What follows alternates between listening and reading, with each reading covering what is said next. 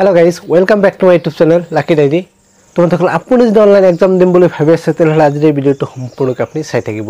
বন্ধুসকল মই ইয়াৰ আগৰ ভিডিওত আপোনালোক অনলাইন এক্সাম কেনেকৈ দিব লাগে, এক্সামৰ আগত আপোনালোকে কেনেকৈ প্ৰস্তুতি ল'ব লাগে, এক্সামৰ সময়ত আপোনালোকে এক্সাম কেনেকৈ লিখিব লাগে আৰু এক্সাম লিখাৰ পিছত আপোনালোক অনলাইন সাবমিট কেনেকৈ কৰিব লাগে বা এনসাৰ শিট আপোনালোকে আপলোড কেনেকৈ কৰিব লাগে সম্পূৰ্ণ ডিটেইলছ আপোনালোকৰ লগত ডিসকাস কৰিছো। লগতে মোৰ অনলাইন এক্সামৰ এক্সপেৰিয়েন্স সমূহ আপোনালোকৰ লগত শেয়াৰ কৰিছো।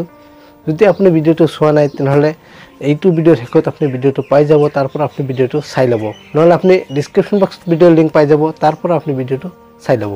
তো বন্ধুসকল এইটো ভিডিওত মই আজি অনলাইন এক্সামৰ পিডিএফ ফাইল কেনেকৈ বনাব পাৰো সেইখিনি প্ৰসেস আপোনালোকক দেখুৱাই দিম। তো বন্ধুসকল চাওক, আপুনি যেতিয়া অনলাইন এক্সাম দিব তেতিয়া আপোনাৰ এক্সাম কমপ্লিট হোৱাৰ পিছত সেই পেজখিনি এখন মোবাইলৰ কেমেৰাৰে ক্যাপচাৰ কৰিব লাগিব আৰু ক্যাপচাৰ কৰি সেই পেজখিনি একেলগে এখন পিডিএফ ফাইল বনাব লাগিব আৰু পিডিএফ ফাইল বনাই আপোনালোকে অনলাইনত আপলোড দিব লাগিব। তো বন্ধুসকল গতিকে মোবাইলৰ জৰিয়তে আপোনালোকে প্ৰফেশনাল ভাৱে আপোনালোকে কেনেকৈ পিডিএফ ফাইল বনাব পাৰে সেইখিনি প্ৰসেস আপোনালোকক এইটো ভিডিওত দেখুৱাই দিম। গতিকে আপুনি ভিডিওটো সম্পূৰ্ণকৈ আপুনি চাই থাকিব। তাৰ আগতে আপুনি যদি এইটো চেনেলত নতুন আছে তেন্তে চেনেলটো সাবস্ক্ৰাইব কৰিব, লগতে বেল আইকনটো প্ৰেছ কৰি ৰাখিব যাতে আগলৈ আপলোড কৰা ভিডিওসমূহ আপোনাৰ কেতিয়াও মিছ নহয়। তো বন্ধুসকল বলক আজিৰ এই ভিডিওটো আৰম্ভ কৰোঁ।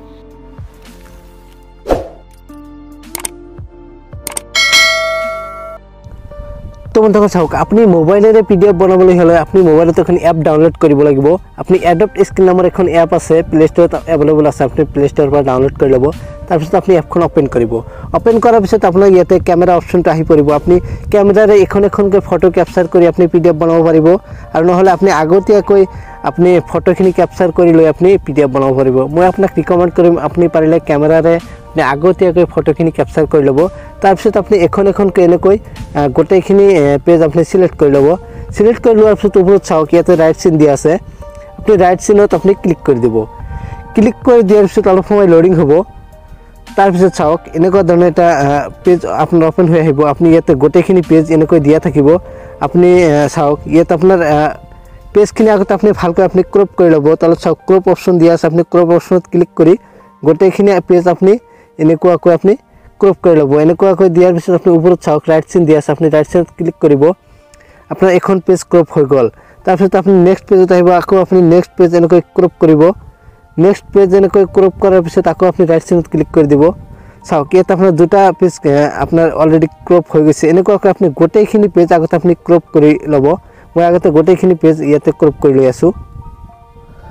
তো বন্ধুসকল আপনি এনেকৈ 10খন পেজ আপনি ক্ৰপ কৰি লোৱাৰ পিছত ওপৰত চাওক সেভ পিডিএফ অপশন দিয়া আছে, আপনি সেভ পিডিএফ অপশনত এটা ক্লিক কৰি দিব। আপনি সেভ পিডিএফত ক্লিক কৰি দিয়াৰ পিছত আপোনাৰ সন্মুখত এনেকুৱা ধৰণৰ এটা পেজ ওপেন হৈ আহিব। আপনি চাওক মই ওপৰৰ যিখন পিডিএফ ফাইল দেখা পাইছা, মই এই পিডিএফ ফাইলখন এইমাত্ৰ ক্ৰিয়েট কৰিছো। বাকি যিবিলাক আপনি তলত দেখা পাইছে এইবিলাক মই আগতে ক্ৰিয়েট কৰিছিলো। চাওক এইখন এতিয়া আপোনাৰ পিডিএফ ফাইলত আপোনাৰ সেভ কৰিব লাগিব। চাওক তলত মোৰ অপশন দিয়া আছে, আপনি মোৰ অপশনত আকৌ ক্লিক কৰি দিব। মোৰ অপশনত ক্লিক কৰি দিয়াৰ পিছত ইয়াতে আপোনাৰ বহুতখিনি অপশন ইয়াতে দেখা পাব। আপনি তলত চাওক ইয়াতে প্ৰিন্ট অপশন দেখা পাই আছে, আপনি প্ৰিন্ট অপশনত আকৌ ক্লিক কৰি দিব। প্ৰিন্ট অপশনত ক্লিক কৰি দিয়াৰ পিছত আকৌ আপোনাৰ সন্মুখত এনেকুৱা ধৰণৰ পেজ ওপেন হৈ আহিব। আপনি চাওক ইয়াতে গোটেইখিনি পেজ ইয়াতে দিয়া আছে, আপনি গোটেইখিনি পেজ ইয়াতে সিৰিয়েল ওয়াইজ পেজবিলাক আছে নাই আপনি ভালদৰে আপনি চাই ল'ব। তাৰপিছত চাওক ইয়াতে ওপৰত দিয়া আছে সেভ অপশন দিয়া আছে, আপনি সেভ অপশনত আকৌ আপনি ক্লিক কৰি দিব। সেভ অপশনত ক্লিক কৰি দিয়াৰ পিছত ইয়াতে চাওক তলত আকৌ সেভ অপশন দিয়া আছে, আপনি আকৌ ইয়াতে সেভ অপশনত ক্লিক কৰি দিব। এতিয়া চাওক আপোনাৰ ফাইলখিনি অলৰেডি সেভ হৈ গৈছে। আপনি ইয়াতে ফাইল মেনেজাৰত আহিব। আপনি ফাইল মেনেজাৰত আহি ডকুমেন্ট অপশনত আহিব। ডকুমেন্ট অপশনত আহাৰ পিছত চাওক ইয়াতে ওপৰৰ যিখন ফাইল ইয়াতে শো কৰিছে পিডিএফ ফাইল, এই ফাইলখন মই এইমাত্ৰ ক্ৰিয়েট কৰিছো। এই ফাইলখন আপোনাক ওপেন কৰি দেখাই দি আছো। আপনি ওপেন কৰিব। ওপেন কৰাৰ পিছত চাওক ইয়াতে গোটেইখিনি পেজ ইয়াতে দিয়া থাকিব। আপনি যিখিনি পেজ আপনি পিডিএফ আকাৰত কনভাৰ্ট কৰিব গোটেইখিনি পেজ ইয়াতে দিয়া থাকিব। চাওক মই 10খন পেজ ইয়াতে পিডিএফ আকাৰত কনভাৰ্ট কৰিছো, 10খন পেজ ইয়াতে দিয়া আছে।